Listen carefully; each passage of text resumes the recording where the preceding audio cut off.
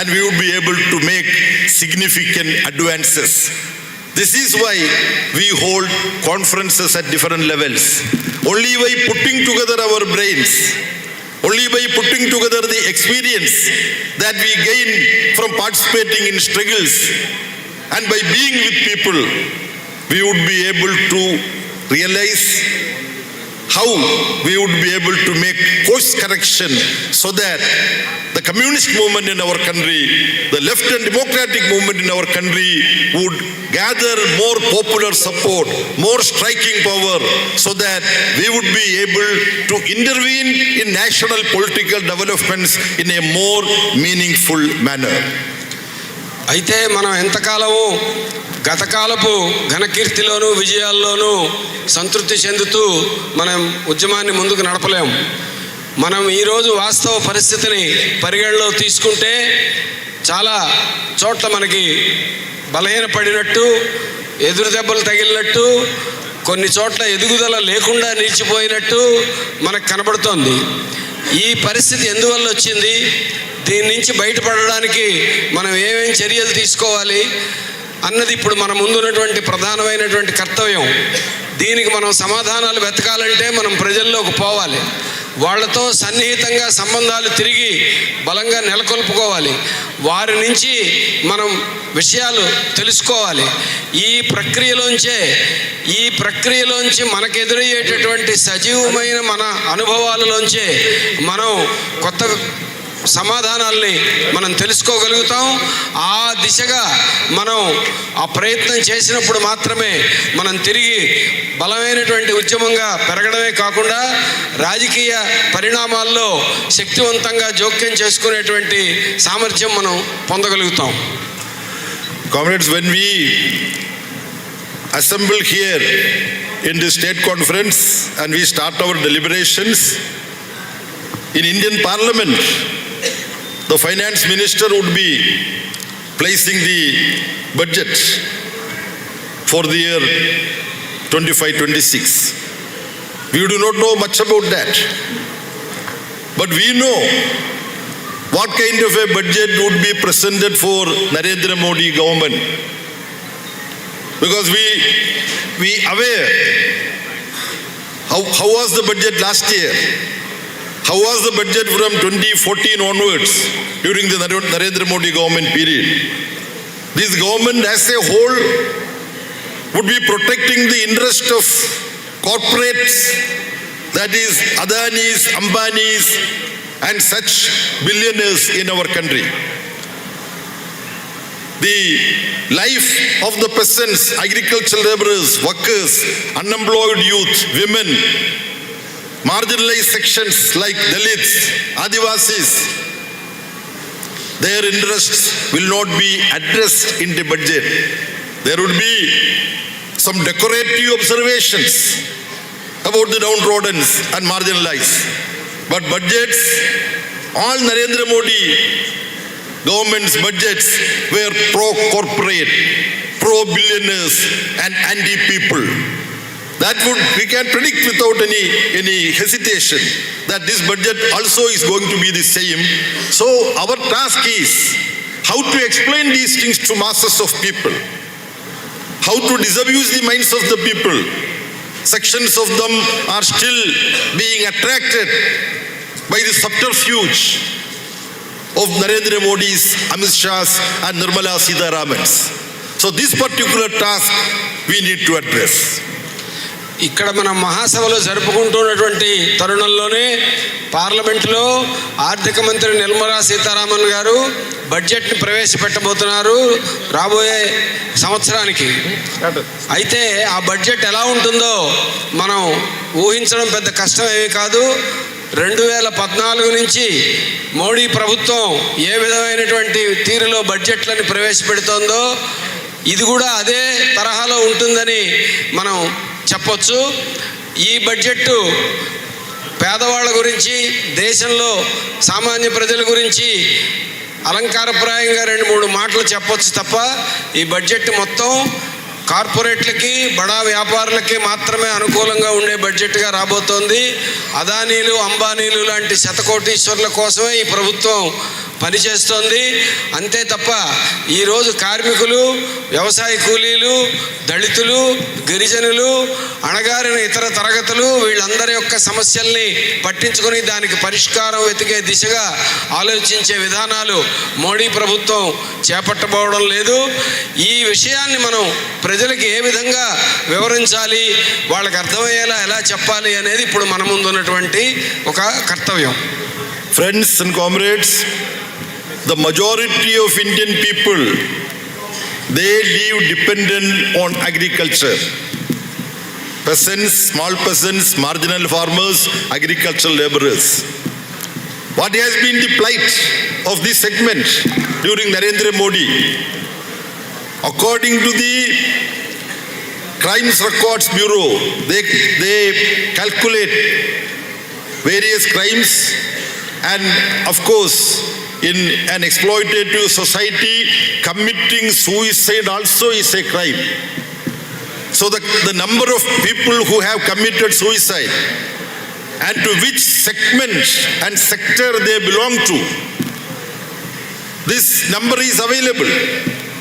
From 2015, that is 1 year after Narendra Modi took over as Prime Minister. 2014 he became Prime Minister. From 2015 to 2022, this entire period is Narendra Modi government in our country. How many farmers and agricultural laborers committed suicide according to the calculations numbering of the government? 1,474,000. I spent some time with a calculator this morning. This period means 2,920 days. 8 years. 365 into 8. That is 2,920.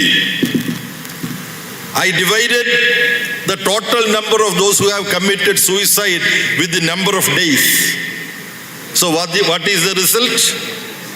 Every day, that every 24 hours, 34 suicides take place in the agricultural sector. This is not the number of all those who have committed suicide, only from the agricultural sector. That means our session started now for more than an hour. When we disperse for lunch, there would be more than one farmer or agricultural labor suicide taken place some part of India. We should not consider this as just another number. That agricultural labor or small peasant who had committed it or who is in the process of committing suicide now, that person has relatives, children, father, mother. What would be the plight of them? Why this suicide take place? It's because of the insensitive policies that Narendra Modi government follows. I have statistics to support my argument. Every year, the money spent by the central government in agricultural sector, it is coming down. Year 22-23, budget allocation for agriculture and allied sectors, it was 5.44% of the budget.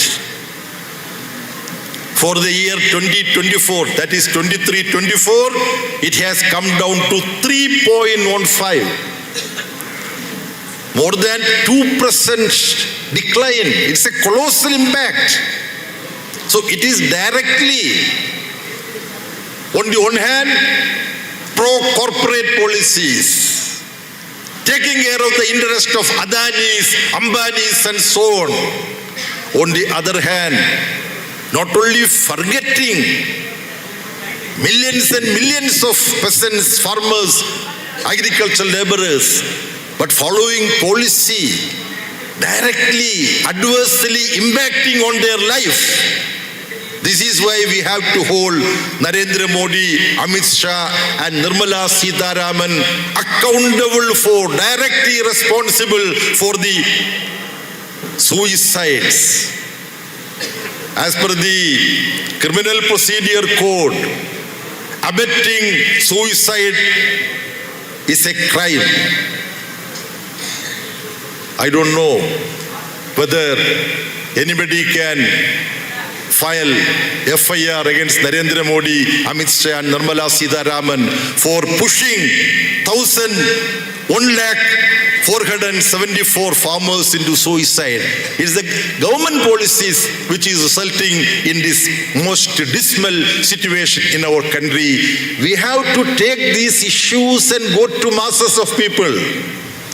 Whether we are able to do that effectively is also a very important question at this point of time. ఈ నరేంద్ర మోడీ ప్రభుత్వం అనుసరించేటువంటి విధానాలు, వాటి పర్యవసానాలు ఎక్కువగా మన దేశంలో అత్యధిక జనాభాగా ఉన్నటువంటి వ్యవసాయ రంగాన్ని ప్రధానంగా దెబ్బతీస్తున్నాయి. జాతీయ నేరాల నమోదు చేసేటువంటి బ్యూరో వివరాల ప్రకారం 2015 నుంచి 2022 దాకా జరిగిన 8 సంవత్సరాల కాలంలో రైతులు, వ్యవసాయ కూలీలు ఆత్మహత్యలు చేసుకున్న వాళ్ళు 1,474 మంది అని తేల్చారు. అంటే ఈ 8 ఏళ్ల కాలంలో 2,920 రోజుల్లో ఈ 1,474 మంది ఆత్మహత్యలు చేసుకున్నారు. అందరూ పేద రైతులు, వ్యవసాయ కూలీలు. వీరిని రోజుకి ఎంతమంది అని లెక్కేసుకుంటే రోజుకి 34 మంది ఆత్మహత్యలు చేసుకుంటున్నారని తేలింది. మన మహాసభ ప్రారంభం అయిన దగ్గర నుంచి మనం లంచ్కి బ్రేక్ తీసుకుని వెళ్ళే మధ్యకాలంలోనే ఒకడో ఇద్దరో రైతులు ఆత్మహత్యలు చేసుకునేటువంటి పరిస్థితి ఈరోజు దేశంలో ఉంది. ఎందుకు ఈ రకమైనటువంటి పరిస్థితి ఉంది? ఒక రైతు చనిపోవడం అంటే ఆ రైతు కుటుంబం ఏమవుతుంది?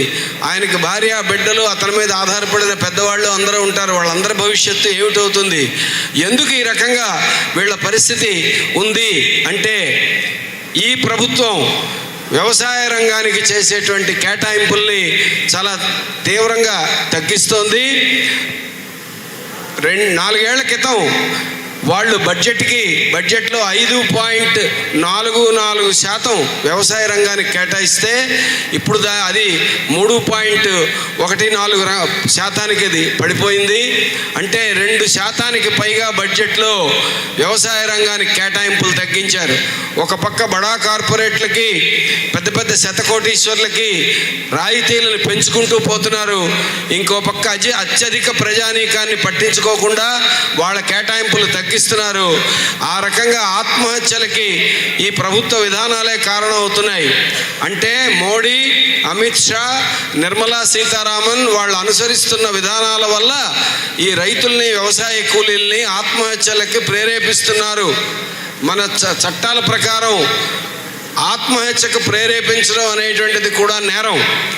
ఆ నేరం కింద వీళ్ళందరినీ, ఈ ముగ్గురిని కూడా ప్రాసిక్యూట్ చేయాలి, వాళ్ళందరి మీద కేసులు పెట్టి శిక్షించాలి అనేటువంటిది నేను భావిస్తున్నాను. ఎవరైనా అటువంటి పని ప్రధానమంత్రి మీద ఈ విషయంలో కేసు పెడతారా లేదా అనేది నాకు తెలియదు, కానీ వాళ్ళు మాత్రం తప్పనిసరిగా శిక్షార్హులే. మనం ఈ విషయాలని ప్రజానీకానికి తీసుకెళ్ళి జరుగుతున్న వాస్తవాలని వాళ్ళ ముందు ఉంచి వాళ్ళని కదిలించడానికి పూనుకోవాలి. Government, from Prime Minister to Finance Minister and their local leaders, maybe their ally, Mr. Chandrababu Naidu in Andhra, they would all say that, see, India is becoming a big economic power in the world. Blah, blah, blah. So many statistics they will, dish out. But what is the plight of the people?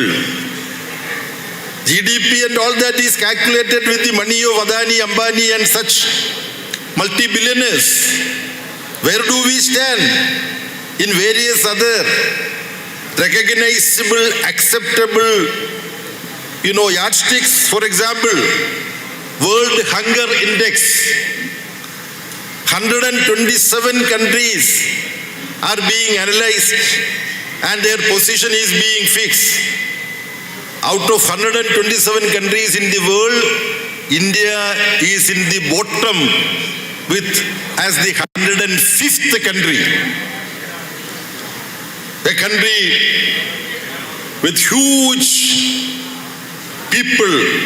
huge number of people suffering in hunger.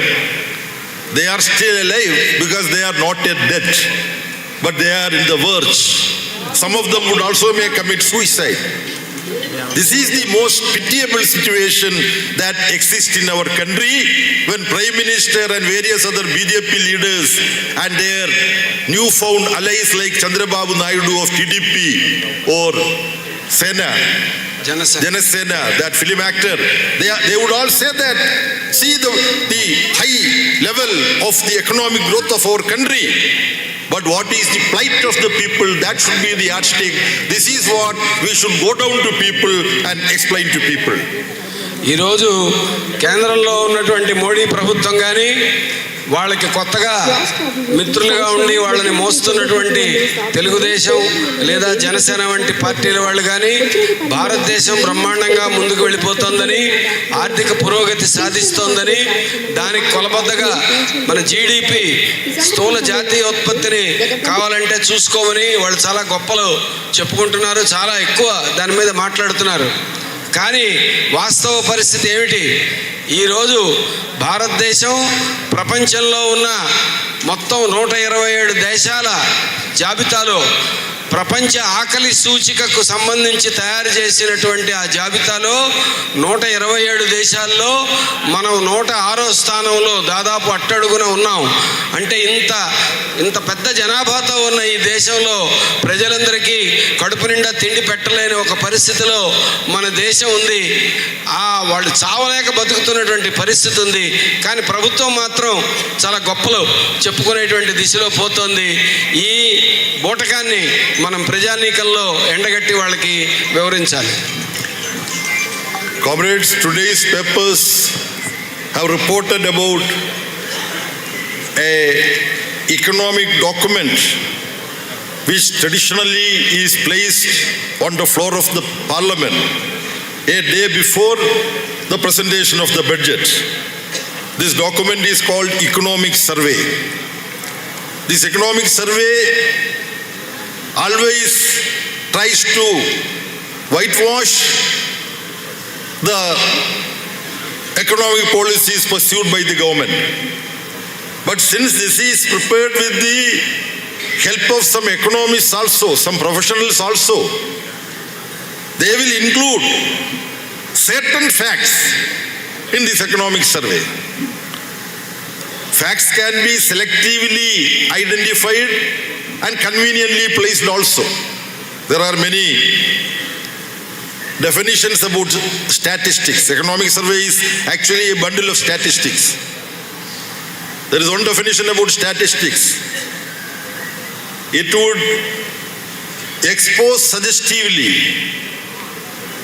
but conceal the vitals. This is one definition. That is applicable to this year's economic survey also. But certain things comes out. One formulation is that globalization is on retreat. There is a reference like that. Even though this is part of the economic survey presented by Narendra Modi government, this is a statement of fact. Then today Sindhu has reported that long hours of work and hostile work culture is affecting mental health of employees and workers. Our N.R. Narayana Murthy type people say that their working hours should be enhanced. And Modi government and BJP-led state governments and some non-BJP state governments also, they are bringing in modifications in labor code so that the working hours of employees and workers can be enhanced, but economic survey states that this is adversely affecting mental health. Similarly, economic survey also speaks one truth. Economic survey is compelled to state one truth, that foreign investment in India, they are withdrawing it. That is why the rupee-dollar exchange rate is negative to rupee and advantageous to dollar. So these facts also we have to seriously take note of. ఈ budget సందర్భంగానే ప్రతి ఏడాది దేశం యొక్క ఆర్థిక పరిస్థితిని వివరించేటటువంటి సర్వేని కూడా పార్లమెంట్లో ప్రవేశపెట్టడం ఆనవాయితీగా వస్తుంది. ఈ సర్వే రాజకీయంగా దాన్ని రూపం ఉన్నప్పటికీ దీన్ని రూపొందించడంలో చాలా గణాంకాలు సేకరించాల్సిన అవసరం ఉంటుంది. కాబట్టి ఆర్థికవేత్తల్ని గణాంకవేత్తల్ని కూడా దీనిలో భాగస్వాముల్ని చేస్తారు. వాళ్ళు ఆ గణాంకాలన్నింటినీ ఈ ప్రభుత్వం అనుసరిస్తున్న విధానాలు బ్రహ్మాండంగా ఉన్నాయి అని చెప్పే విధంగా వాటన్నింటినీ సర్ది దాన్ని నివేదిక రూపంలో ఇస్తారు. కానీ గణాంకాలు తాలూకా ప్రత్యేక లక్షణం ఏమిటంటే అది చాలా విషయాల్ని కప్పెట్టడానికి ప్రయత్నించినప్పటికీ ఆ క్రమంలోనే కొన్ని నిజాల్ని కూడా సూచనప్రాయంగా ప్రజలకి తెలియజేసే లక్షణం దానికి ఉంటుంది. ఆ విధంగా మన ఆర్థిక సర్వేని చూసుకున్నప్పుడు ఈ మోడీ ప్రభుత్వం అనుసరిస్తున్నటువంటి నయా సరళీకరణ విధానాలు ఏవైతే ఉన్నాయో ఆ విధానాలు వెనుకపట్టు పడుతున్నాయి అనేటువంటి ఒక వ్యాఖ్యానం దానిలో ఉంది. అంటే ఏ విధానాలను వీళ్ళు చాలా గొప్పగా చెప్పుకుంటున్నారో అది వెనకపట్టు పడుతోంది అనేటటువంటిది ఒక ముఖ్యమైనటువంటి అంశంగా ఈ నివేదికలో ఉంది. అదేవిధంగా ఈ దేశంలో ఉన్నటువంటి ప్రజల పరిస్థితుల్ని కూడా ఆ నివేదిక ప్రస్తావించింది. పని గంటలు విపరీతంగా పెంచడం అనేటటువంటిది దాని గురించి ఇన్ఫోసిస్ నారాయణమూర్తి లాంటి వాళ్ళు మాట్లాడుతున్నారు. కొన్ని బీజేపీ రాష్ట్రాలు, కొన్ని బీజేపీయేతర రాష్ట్రాలు కూడా పని గంటలు పెంచే విధంగా చట్టాలు చేయడానికి వాళ్ళు సన్నాహాలు చేస్తున్నారు.